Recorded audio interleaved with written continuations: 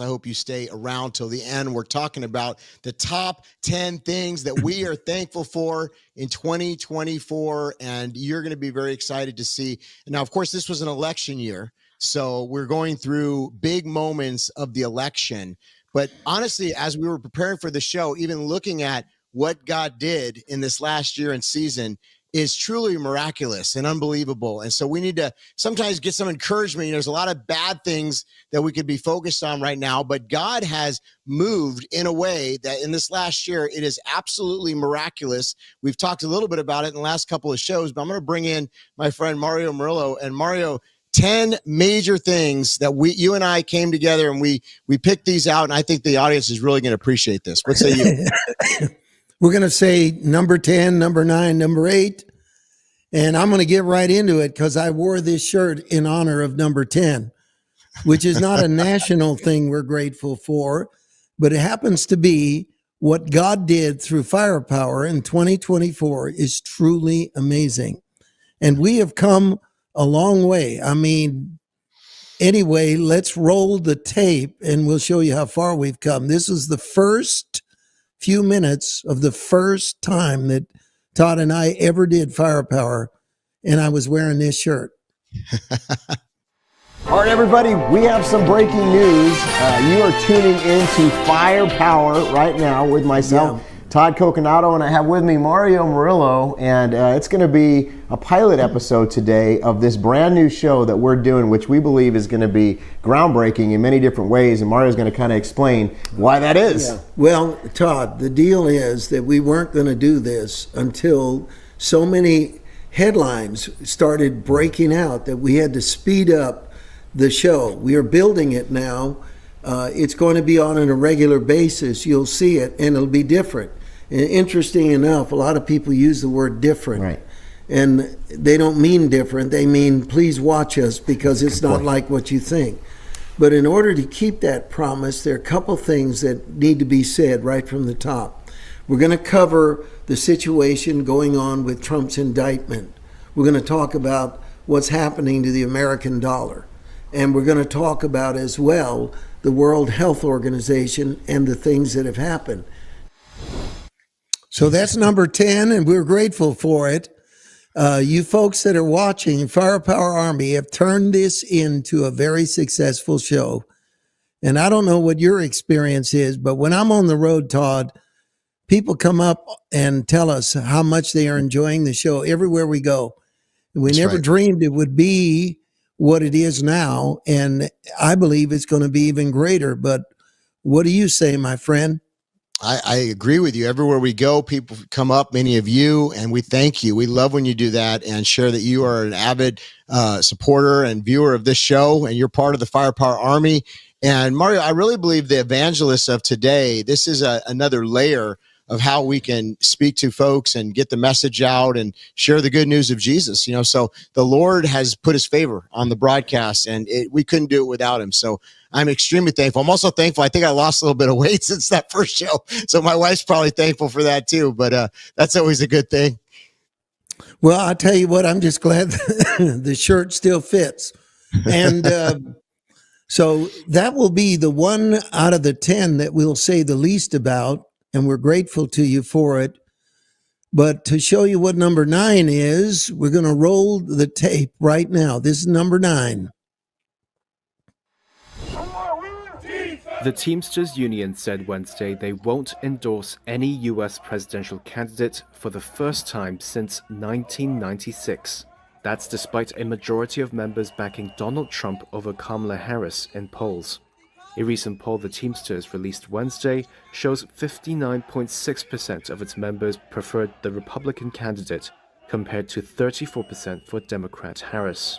The union counts some 1.3 million members, working as everything from truck drivers and airline pilots to zookeepers. They have endorsed Democrats in every presidential contest since the year 2000. However, Teamsters President Sean O'Brien made a high-profile appearance at the Republican National Convention backing Trump. He told Fox News the union's decision to decline an endorsement came after they, quote, couldn't get solid commitments on our core issues. A Teamsters executive board endorsement could be important to either candidate in the November election. it's seen as a potential factor in a handful of battleground states that may decide the results, including Michigan, Nevada, and Pennsylvania, where union membership is strong. Speaking to reporters in New York, Trump responded to the Teamsters' decision to not endorse a candidate by saying, "It's a great honor. They are not going to endorse the Democrats. That's a big thing." Most major unions have endorsed Harris, including the United Auto Workers Union. The AFL-CIO, which represents 60 unions and 12.5 million workers, endorsed Harris in July. That was a big deal, and it was. is number 9 on our list. Go ahead, Todd. What do you think? Why did we pick it as number 9? Well, that was the dominoes started falling. I mean, that's such a big deal. And Donald Trump understands that. President Trump understands that because, like they said, back till 1996, I mean, this has been a group that's been in the tank for the Democrats. And all of a sudden, no support. They didn't get what they wanted from the Democrat candidate. And I don't think she realized how big of a deal that was because you called it out, Mario. You said this is a big deal. And when that gentleman spoke at the RNC, that was groundbreaking. That was next level. I mean, we'd never seen anything like that. So I think that it did factor into especially Pennsylvania and some of the states where there's a lot of factory workers and union workers. And so that was one of the dominoes, one of the first dominoes that fell in the election cycle. And to me, it showed that the polls were wrong. Yep. Because when they said how many in the Teamsters Union favored Trump over Kamala Harris, the real story is not that they didn't endorse her, in my opinion. It's how many of the members of the union favored Trump over her. Here's a Democratic stronghold, and nearly 2/3 of the voting body wanted Trump over the Democrat. And as you said, the dominoes began to fall because then Washington Post said, we're not going to endorse Kamala Harris or any presidential candidate, then the LA Times, then several other newspapers.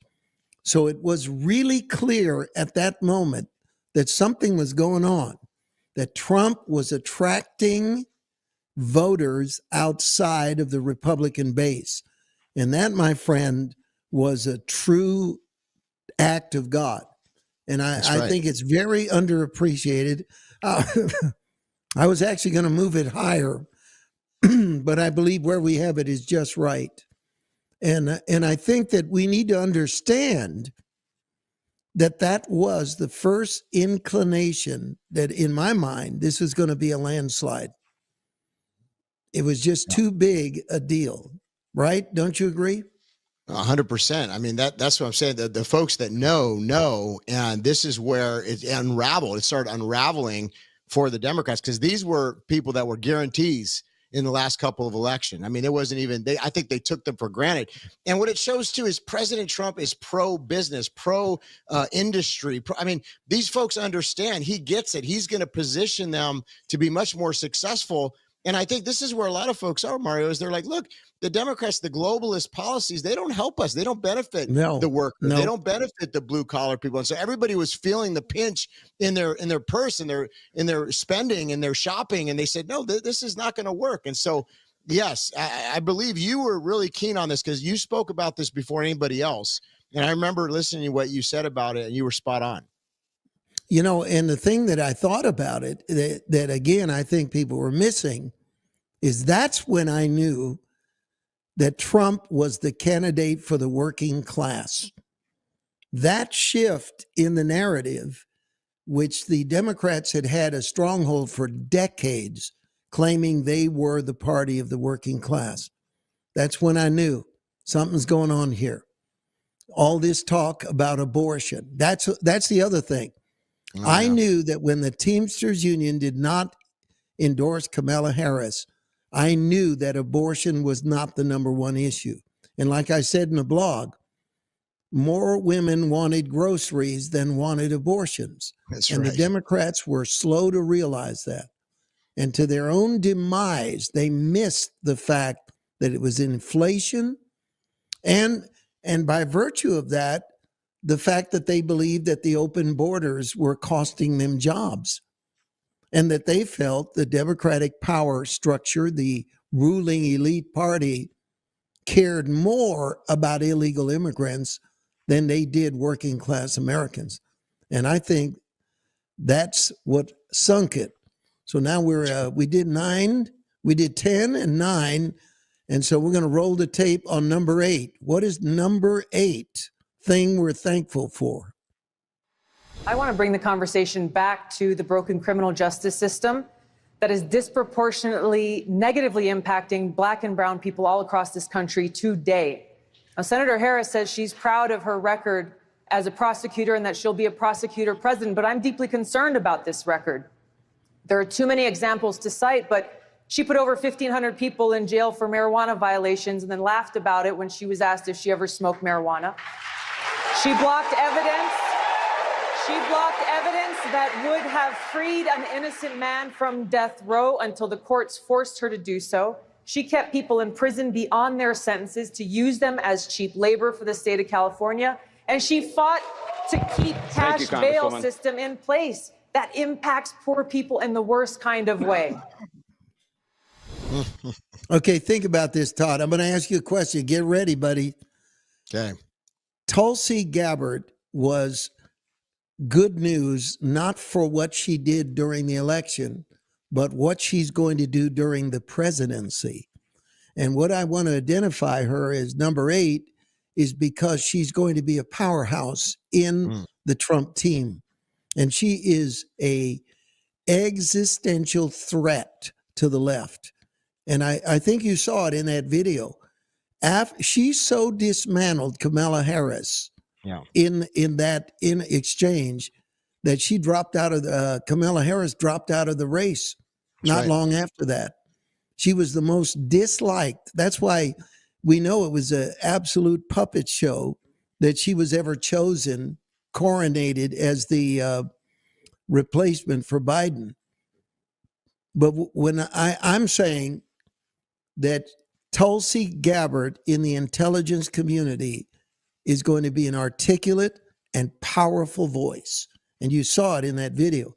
And what I think it does is kills Mark Cuban and his insane remark that Mr. Trump does not ever have intelligent women around him. And we sure saw that. Go ahead, Todd. What do you think about Tulsi? Yeah, well, President Trump has the most women. I mean, he has a cabinet full of intelligent women. So I think women saw through that. But Tulsi Gabbard's articulate. She served our country. She was a Democrat congresswoman from Hawaii, I think it was. But, you know, that was her moment, in my opinion, Mario, where she became a star. I mean, that was the death blow, if you will, for the Harris campaign in that election cycle. She couldn't go beyond that because it was so much truth. And I think that's where she really became a star. And what I appreciate and admire, I don't agree 100% with Tulsi Gabbard's policies, but what I appreciate about her, she seems to be a truth seeker. And she spoke truth even when it was unpopular. And it's cost her. It's cost her party. You know, her party basically tried to oust her, but she survived because the folks see that her intent, I believe, is to stand for what's right. And now she's going to be in charge of the DNI, which that's huge. I mean, this is, and they're trying to say on all these, you know, MSDNC and all these channels that, you know, she's not, you know, qualified. But the deal is she's more qualified, in my opinion, than a lot of these other people that have been in previous administrations. I mean, what about these men that thought they were women? I mean, that's what about the qualifications there? I mean, look at the last cabinet appointees from the Biden, you know. So, I mean, this is a woman's articulate. She's smart. She's brilliant. And she served our country, by the way. And so I'm interested to see how this all pans out. But I like her. You know, and the other thing I think that she's going to be is an extension of Donald Trump's doctrine to stay out of needless wars. That's right. And she's going to uncover the connection between the globalists, the military industrial complex, and the moles who are embedded in our intelligence community. She's going to go after them. And to me, it's going to keep us out of wars. And that's why I'm excited that she's on the team, and I think she's going to be a phenomenal contribution. Now, we're at number 7, and the video isn't going to tell you what number 7 is about, but we're going to run it, and then we'll tell you what it's about. So here, coming up, is number 7 of the thing we are most thankful for in 2024. Only later in your political career did you change your position. Why? Yeah, I sat in that office with those Sandy Hook parents. I've become friends with school shooters. I've seen it. Look, the NRA, I was an NRA guy for a long time. They used to teach gun safety. I'm of an age where my shotgun was in my car so I could pheasant hunt after football practice. So J.D. Vance, that's what that's about. That's not J.D. Vance, but that demonstrates this friend of school shooters, of course, was a flub. But what it demonstrated is the debate skills and the incredible ability to dismantle false arguments in J.D. Vance. And you and I remember the day that you called me and you were hoping it was somebody else. That the day that Trump picked J.D. Vance, I was dancing in the living room. I was That's true. excited. And you had a different opinion than mine on that. You wanted somebody he grew else. on me.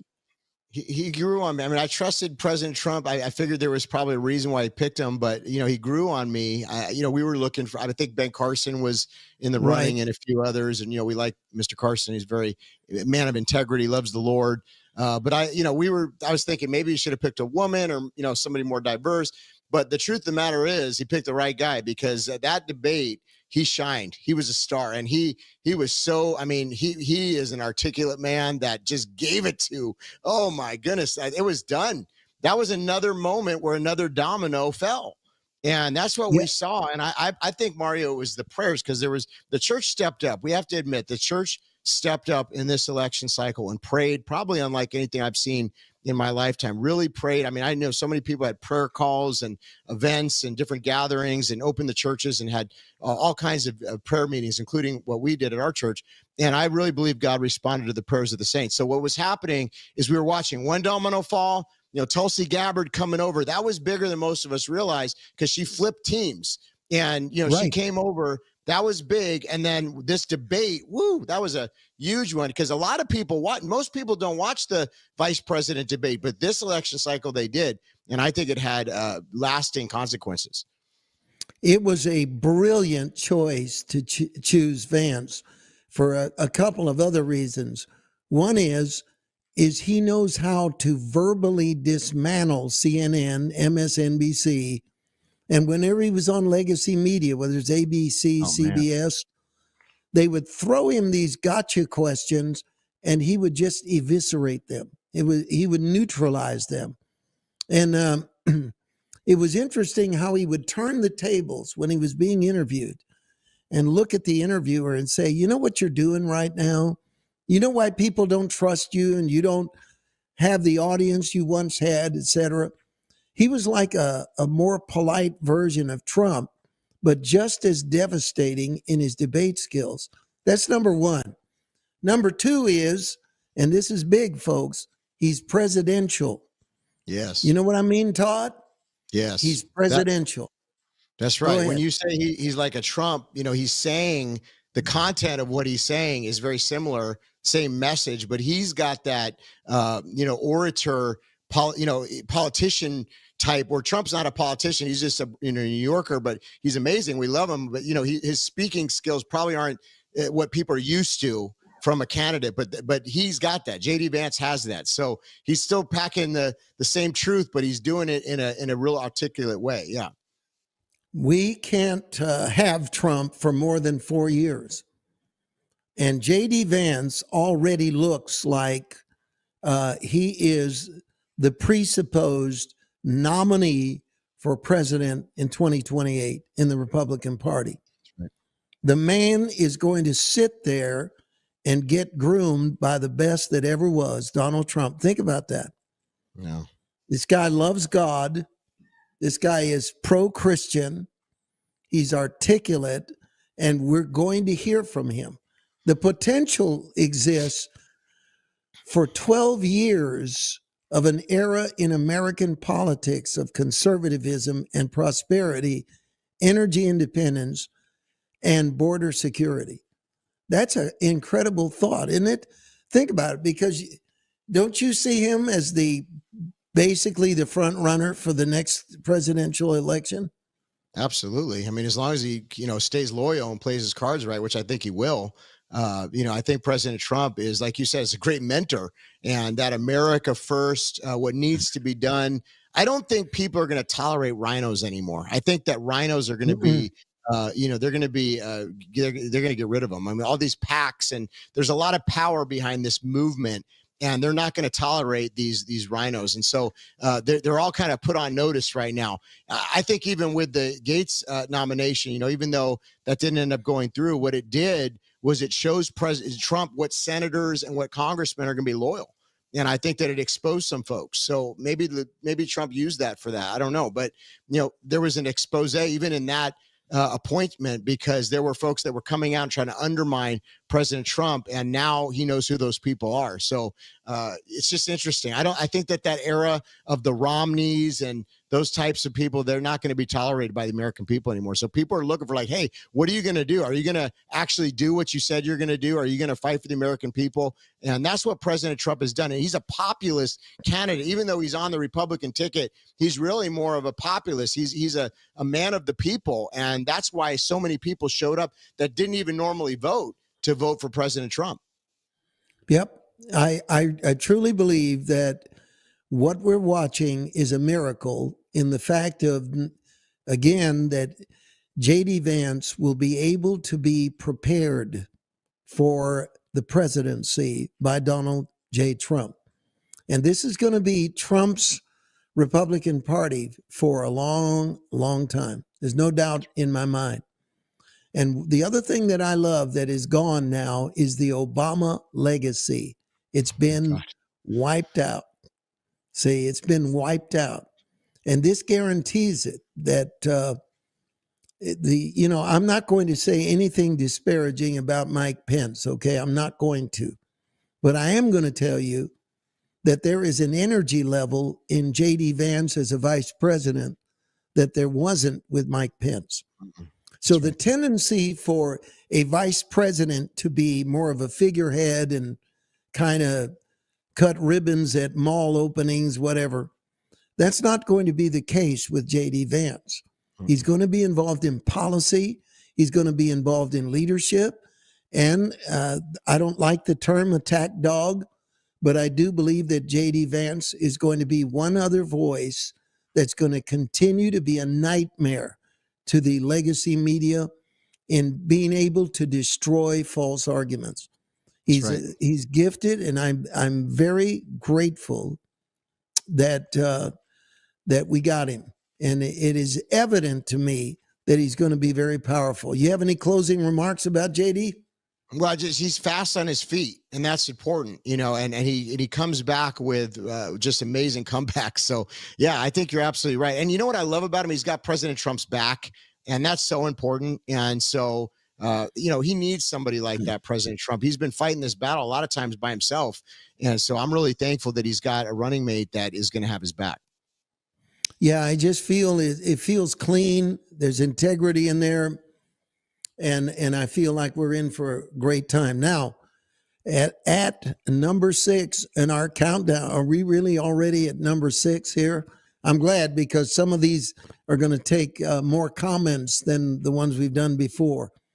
This was to be a key turning point in the campaign, and on many levels. And we're going to run the video right now, and you'll be able to guess what our number 6 thing we are most thankful for in 2024's campaign. Here it is.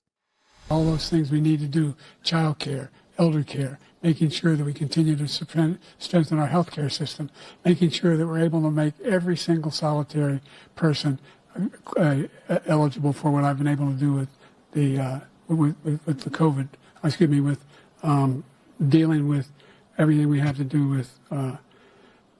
Look, if we finally beat Medicare.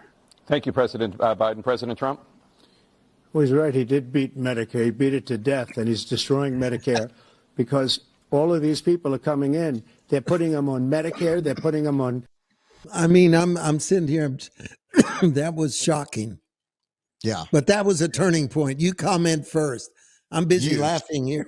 What I love is President Trump's expressions. You know, he's such an express. You always know what the man is thinking. He's looking over like, what's going on? You know, so, and I think all the American people were. This was the moment when what was done in darkness came to light. A lot of people were denying the cognitive ability of the president, and then it came out there for the whole world to see. And that was when a huge domino fell. Whether it was planned or not, there's a lot of debate about that, but it really kind of put the Democrat camp into chaos, and they were all arguing amongst each other. And again, I think this was the prayers of the people of God that were praying, confusion, the enemy's camp. And, there was other people that were jockeying for the position, and they didn't know how they were going to do it. And it ultimately catapulted Kamala, who was unelected, didn't go through any of the process, and here she comes out. And all of a sudden, in a few weeks, we're meant to believe that everybody's behind Kamala Harris when she was a very unpopular candidate. We just saw how Tulsi Gabbard knocked her out in that last runaround for the president. And then now all of a sudden she emerges as this, populist. No, not at all. The American people didn't like her. And that became very evident in the election. But they tried to make it out like she was this, beloved person that everybody was getting behind. And Mario, this show, you were calling it out. I was calling it out. There wasn't a lot of people that were given the type of feedback. You can go back and watch. I mean, we even did an episode, if you recall, where you said when they replaced Biden, they were going to replace Biden. And that was groundbreaking at the time because no one really knew if that was going to happen. But you felt the Lord had put that on your heart. You were right. We discussed it, and it ended up happening.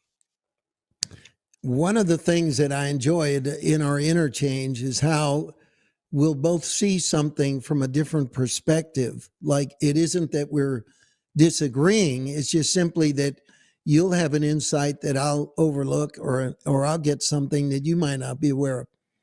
I was rejoicing when they picked Kamala Harris because unlike everybody else, I knew she was going to lose. I said, look, Biden has an excuse. He has dementia. She has no excuse. And her word salads are self-inflicted. She's literally unlikable, in my opinion, and I don't mean this in a mean way, not very intelligent. And constant drumbeat that she accomplished this and accomplished that. I'm from California. Worse than that, I'm from San Francisco. And I knew that she had been constantly protected from accountability during her entire career. But there's a book called The Peter Principle, which says that people tend to be promoted to their highest level of incompetence. And the gist of the book is, don't accept a promotion on a level of responsibility that is above your capability, because your climb up the ladder to success, there's a certain point where if you stay where you are, you're guaranteed to be successful. But when you move up beyond what your pay grade, that's when the Peter Principle kicks in. And that was her. That's right. Once she went into a national campaign and the scrutiny of all that was going to happen, it became very clear how many years she had gotten away with something. So I don't want to make light of Biden's condition. There's no way that that's something I'm rejoicing in. But what I'm saying is the humor of it was what all the media was doing. You remember that pathetic moment when Jill Biden said, you answered all the questions. Right. And I said, if you talk about a participation trophy, that was it. But we look back on it, and it qualifies as number 6 because it was the turning point in the campaign. That's right. It put the Democrats in a horrible position. They had to it was a coronation of her, Kamala Harris, and everybody was saying, oh, she's popular. Oh, she's this. I said, nope, this dog won't hunt. This is not going to happen. The day of reckoning is coming. What she is will come to the surface. And $1.6 billion. Talk about dodging a bullet, okay? Right. We know what kind of a president she would have been. adding trillions to the debt and getting nothing out of it. She took $1.6 billion, threw it down a rat hole. Couldn't even get Oprah to endorse her without a $2.5 million payola. Wow. Everybody, she wrote a check for all of it. She was busing people into her rallies. From the very get-go, I knew that debate with Trump was a turning point. And it was so devastating. Remember how, and go ahead, you're getting me all worked up here, so I'm going to let you talk. Well, You remember how all the media was saying it's a disaster. This debate was a disaster.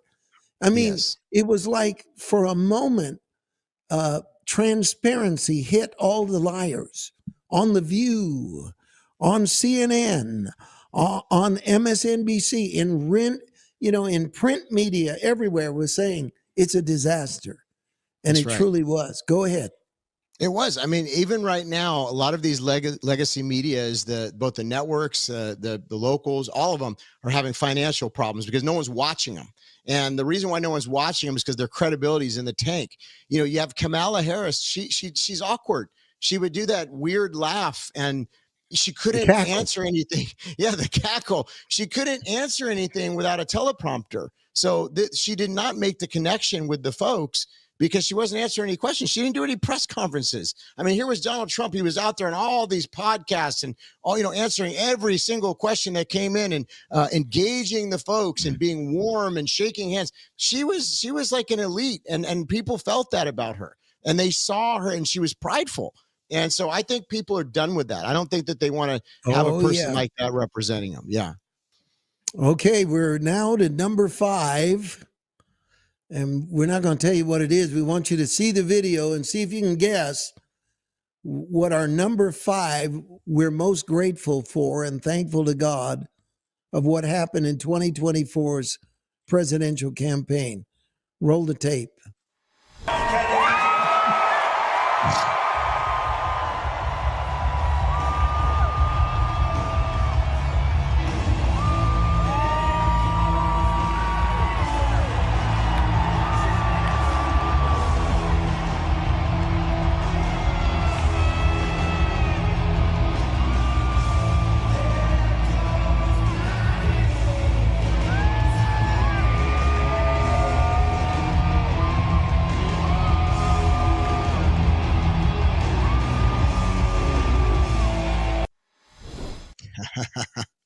Historic. I believe, Robert F. Kennedy won several of the battleground states for Donald Trump in the election. Well, I'm going to let you go first. Why was Robert F. Kennedy's defection from the Democratic Party and his public endorsement of Donald Trump, why did it make it to number 5 on our list of things we're grateful for in 2024? Go ahead. Such a big deal. If you look at the people around President Trump, even with Elon, and we're going to get to some of these in a minute here, but these were former Democrats, Mario. These were folks that had their whole life voted Democrat. You know, my grandma, she loved John F. Kennedy, and she was a Democrat. Before she passed away, I think she started becoming more conservative. But remember, there was an era in the Democrat Party that it was Kennedy's party.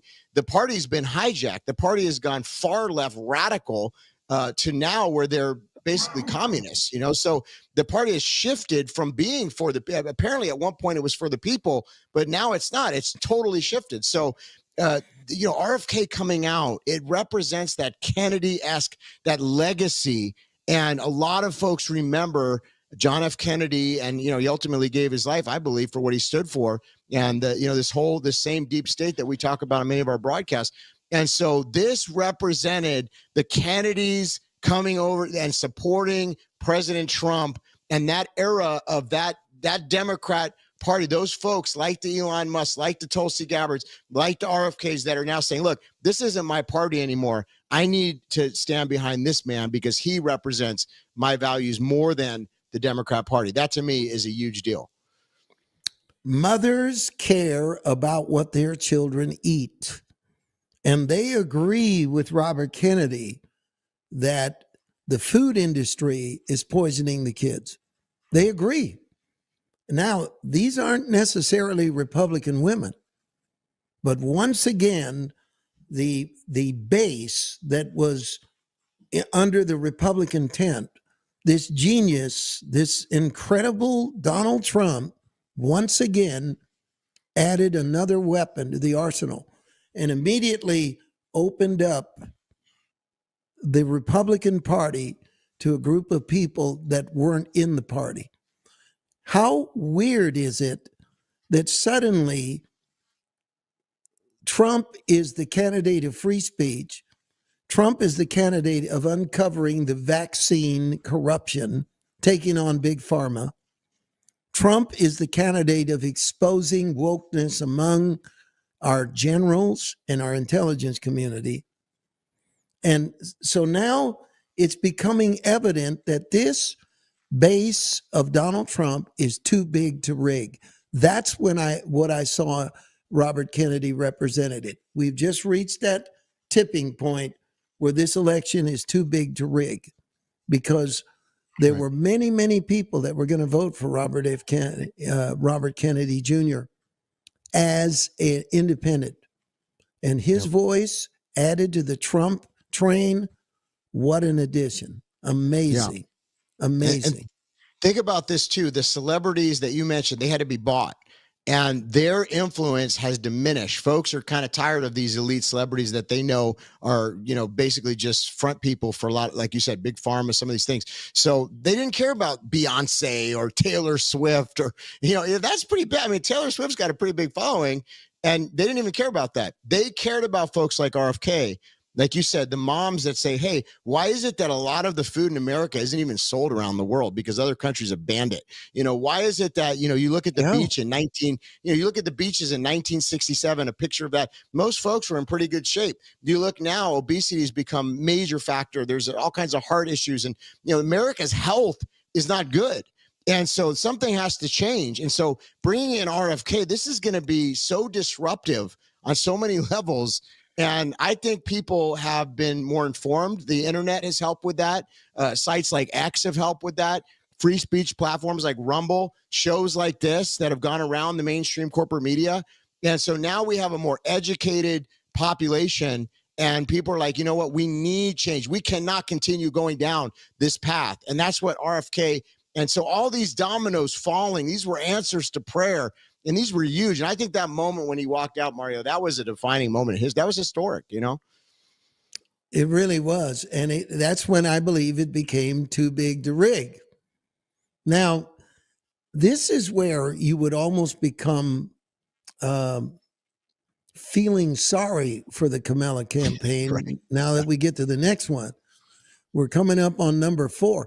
And it's almost, you're almost tempted to feel pity for her and what this meant.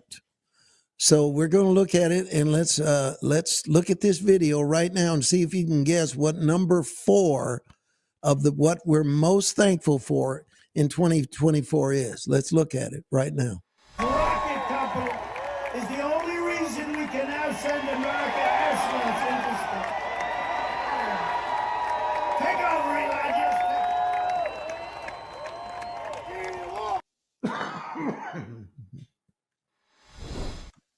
You have got to be kidding. All the Democratic operatives are going, you have got to be kidding. Elon Musk is traveling with Trump and campaigning for him, the wealthiest man in the world. Come on. I'm lobbing you a softball pitch over the plate at 50 miles an hour.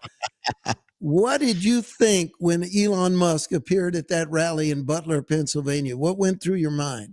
It's over. And remember, you and I, we covered, remember when they did that, it was like the X Spaces, and they did that interview. And that was a moment too. We didn't include in our top 10, but that was big. And they broke the internet with that interview. Remember that? I mean, it was like more people listened than ever before, millions and millions of people. That was when it's like, okay, they're putting these polls out, but all you got to do is look at the viewership of this interview. And there's millions of people, I mean, all over the world, but especially here in the United States that were listening. So him coming out is just so big, Mario, because, not only does he have the resources financially, and he did, by the way, undergird some very important things during the election cycle where he held different contests and things like that, and helped support President Trump. And that goes against the Soros money because, they seem to have unlimited resources. But this was a counter to that. And I know some folks don't like Elon Musk, and I understand that. But what I'm saying is a counter to that Soros, all those, was it Act Blue and all those different organizations, the NGOs. Here comes the richest man in the world, which, by the way, bought Twitter, turned it into X, which is the #1 news site in all of the world. That's where folks are getting their news from. Which, by the way, if you don't have an X account, you should probably get on there because we post the show on there, by the way. But, there's a lot of conversations that are going on that are on X that aren't on some of these other social media outlets that censor. And it's for the most part, is censorship free. So that him coming over, him availing X, him doing the interview, him helping undergird financially, and just the support of Elon Musk was a massive domino. And I think at that point, Mario, that's where, like you said, it almost became unfair for the Democrats, but it wasn't because they had to be too big to rig. And we knew that there was all kinds of nefarious plans. So that countered that. Well, I have a couple more comments about it. Elon Musk, to me, this Thanksgiving is like that second helping of pumpkin pie with whipped cream on it and a fresh cup of coffee. I already had the one, already had the RFK slice of pie. But then came the Elon Musk, and I'm sitting there thinking, God in his holy heaven is having mercy on the United States by breaking the Billionaires Club, which was so leftist, so hateful toward the church. And it seemed like there was this impenetrable wall that we couldn't break, and suddenly it was over. And you brought up, and we got to talk about this. So come on back here a second, Todd. I'm not saying you left. I just wanted you on screen. And we want to thank our producer, Matt, for putting up with us because Matt Fuller is just amazing the way he's been able to do all these videos. And sometimes we don't give him things until the last minute. And he fights being angry with us, and he's so patient. We love him.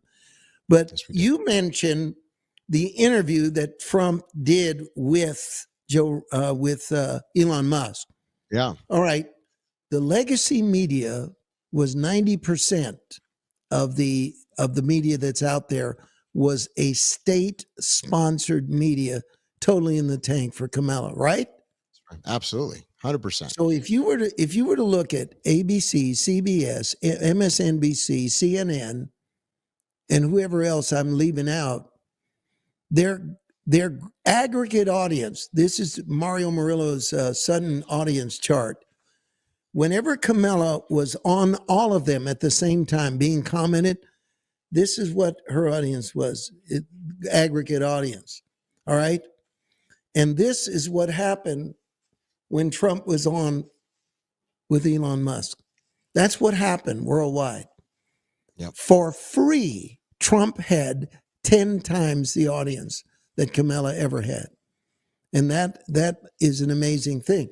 And here's the other thing is, there was these posts where they're talking about a conversation that Elon Musk had with someone, and they were talking about Twitter. And the guy said, you know what? You ought to buy Twitter. And Elon Musk said, how much does it cost? Well, that same guy just was on the internet with Elon Musk again. And he said, you ought to buy MSNBC. Oh boy. Okay, now we're backing up on a hit and run victim if he buys MSNBC. But in the same interchange, years apart, the guy asked Musk, well, you ought to buy MSNBC. And his response is, how much does it cost? Yep. So stay tuned. I would believe anything now. Well, absolutely. Any comment before we move on? He's an innovator. I mean, if you think about it with NASA and their budgets and everything, for whatever reason, the space program is in shambles, that they're having to now rely on Elon Musk to get people from the space station. I mean, that just speaks volumes about the state of our country. So I think things are going to be changing, folks. And we need innovators, and we need people that are willing to, I was telling my wife, because we were on the freeway and our car got hit by a rock. If you ever had that happen, it's awful. And so the windshield, started shattering. And I said, it's amazing. For years we've had glass windshields and we've had tires that are made of rubber that can burst. What if an innovator came in and had some different type of tire, different type of glass, or but the thing is we've been at the status quo for so long. And the legacy media is the status quo for so long. We need disruptors. We need reformers. And that's what President Trump is doing. He's putting together a cabinet of reformers. And by the way, that's what's happening in the church as we speak too, is that the Lord is raising up reformers for such a time as this. That's what's going on. That's what's happening. And so everything that we're discussing today, it actually has a spiritual significance. And just when you think it couldn't have gotten worse for Democrats, here is number 3 of what we're most thankful for in 2024. Let's roll it right now. It's a creepy, corrupt business, and the media, to a large extent, acts as a propaganda arm for the Democratic Party. It's not even believable. Yeah, it's bizarre to watch, and most young people, I think, are aware of it. I think most boomers still, unfortunately, read the newspapers and believe in CNN. But it's getting younger. Let me tell you, it's getting for us, for a conservative. Yes. And I consider myself a person. It's the internet. It's because the internet's giving people information that they're not getting from anywhere else. And they like the very fine people hoax, the Russiagate hoax, all these different things that they've done. They tried to pin on you. That's like, it's a clear distortion of what you actually said. The bloodbath hoax. Yeah, I was talking about the auto industry. Yes. It's a bloodbath because Japan and China are taking our auto. And I said, it's a bloodbath. They said, he used the word bloodbath. He said, if you don't win, it's going to be a bloodbath because they're going to take over. That's exactly what you said. It's a terrible thing they do. But that's the problem with propagandists, because they take things out of context, and ultimately what they do is they diminish their own credibility because people don't want to listen to them anymore because they see that they've done that and they recognize what's going on and they feel insulted. Their intelligence is getting look at insulted. the ratings. There it is. Yeah, I wish we could spend more time on this. It's a creepy, corrupt business. Yeah, and thank you for that. It is. And that bore repeating, by the way. Don't edit that out, Matt. We like that mistake. That was great. That's right. It is a creepy, corrupt business. The media was assaulted, and it was a moment that will live on in American history when millions of Americans, free of the bias, censorship, algorithms, were able to hear Donald Trump and Joe Rogan, a respected voice to millions and millions of people. Amazing. You got 1 minute, and then we got to move on. Go. Having conversations like this. I mean, this is what people want to hear, is real talk. He's answering questions. And it just blew their whole fake propaganda story out. Mario, I don't think they're going to be able to put the cat back in the bag on this. I think that we're in a whole new era because people want truth and they know what's going on. And so it's going to be real hard for them to ever regain control that they once had with the legacy media. It's going to be a very tough road for them. Now, I pray that the Republicans that have the House, the Senate, and everything right now do what's right and help President Trump in his agenda. They need to do that. We have 2 left. And let's see if you can guess what number 2 is. It was something that there are no words for, how much jubilation we all felt when this happened. Let's roll it. What they went to that venue tonight hoping to see and witness was a historic election of Kamala Harris to the presidency. Was the end of the Trump era as they knew it. And so we don't know the outcome yet, but that is not what they are receiving. And they are being told to go home and wait till tomorrow. And nothing that was true yesterday about how flawlessly this campaign was run is not true now. I mean, this really was an historic, flawlessly run campaign. Queen Latifah never endorses anyone. She came out and endorsed. She had every prominent celebrity voice. She had the Swifties. She had the Beehive. You could not have run a better campaign. In Western Europe and in the UK and in the Middle East, people are waking up to this. Oh, and they are. I've gotten people from Western Europe who are extraordinarily alarmed and terrified. May I reiterate, there are 2 of the 7 swing states that have been called by NBC News right now, which is Georgia and North Carolina. None of the other 5 states have been called at this point. You can see this is the battleground states, Pennsylvania, Michigan, and Wisconsin, the so-called blue wall. None of those states called by NBC News. In the swing state of Pennsylvania, NBC News now projects that presidential contest has been won by Donald Trump.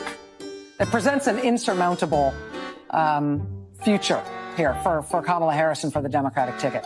Let's watch as Trump takes the stage in Palm Beach, Florida.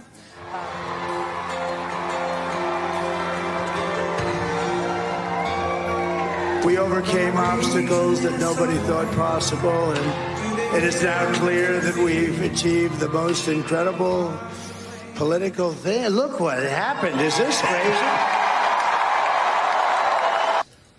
Boy, it's going to be a real tough speech for her.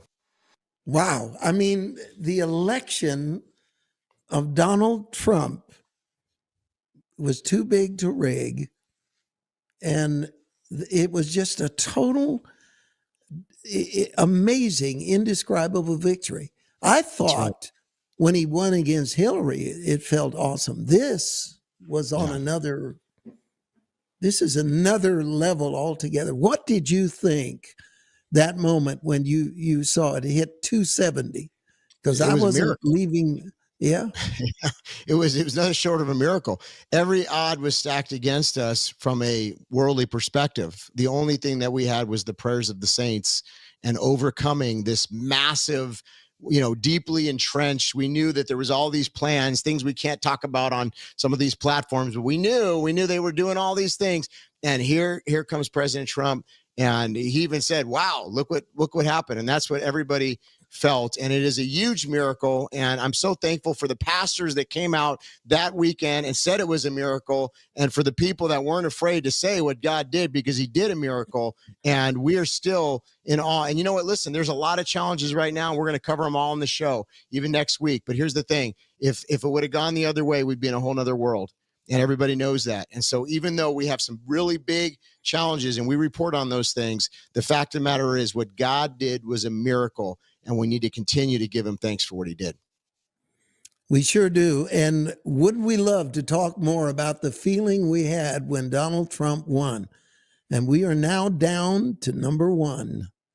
Number one, what could possibly be something we are more grateful for than Donald Trump winning the presidency? Well, here it is right now. We'll roll it. Drum roll.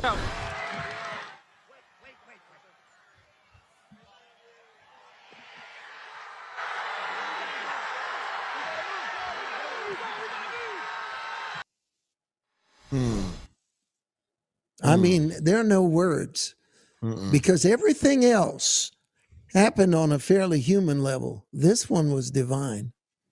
Yes. I mean, you and I know for him to move his head a quarter of an inch at the moment that bullet was fired, it's not possible. And Trump himself said that he felt a large hand push him to the ground. And he said he knew that God saved his life. But again, the attempted assassination and the failure of them killing Donald Trump. Think of what the world would have looked like if Trump had been killed. What would the world have looked like? If ever we were grateful for anything as Americans, that right there. And that's when I knew he was going to win. Didn't you? That's right. It's like, okay, God saved his life, what? And then Kamala's going to win? No, it made no sense to me. But go ahead, comment. This is a big deal right here, son. Huge deal. I'll never forget, and I know you'll never forget, and our viewers will never forget where they were when that happened. I was actually at Alan DiDio's church. It was a Saturday night. I was just about to get in the pulpit, and my phone started going crazy, and people were like, President Trump has been shot. And we didn't know at that moment what was going to happen. But, I've talked to folks that were alive during the Kennedy assassination. It's like 9/11. You never forget. That's one of those moments. And what God did in sparing his life. And when the man gets up in that iconic photo where he's like, fight, fight, fight. Who does that? Who would be able in that moment? Most people would be thinking about, oh my gosh, am I going to die? I mean, thinking about themselves. He was thinking about, I mean, only Donald Trump, honestly, that I can think of would have the understanding to get up and to show the folks that he's okay and to put his fists in the air. And Mario, like you said, that was the moment we knew, why would God intervene in such